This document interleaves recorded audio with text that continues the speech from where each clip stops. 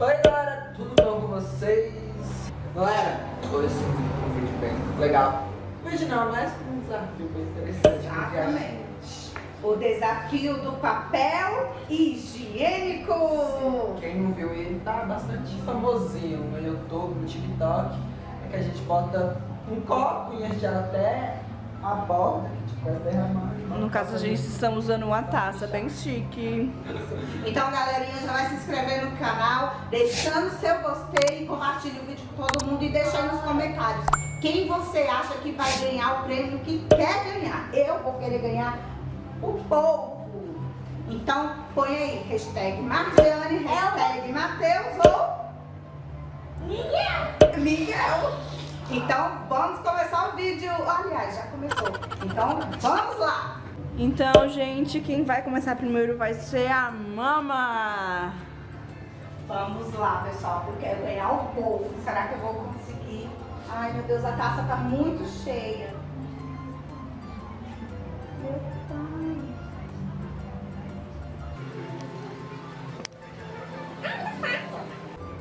Ai, ó, tá bem rápido.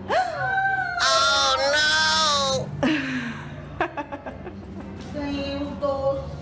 Agora, uma balinhas e bala fine. Eu fiz o povo. Tudo bem.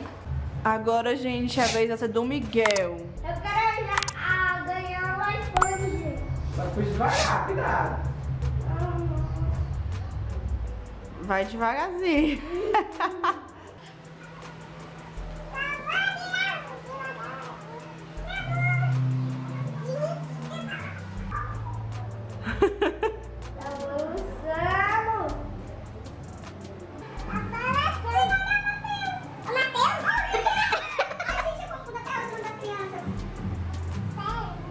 Eita, o polvo. Mãe, eu acho que o polvo vai ser meu.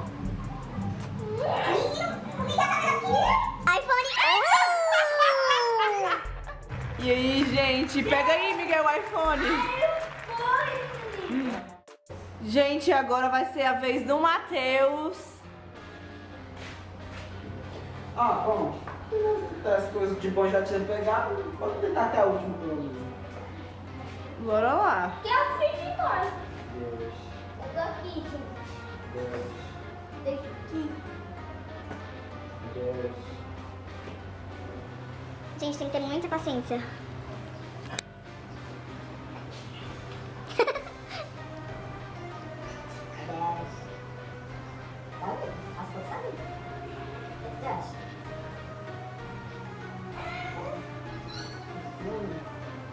Eita.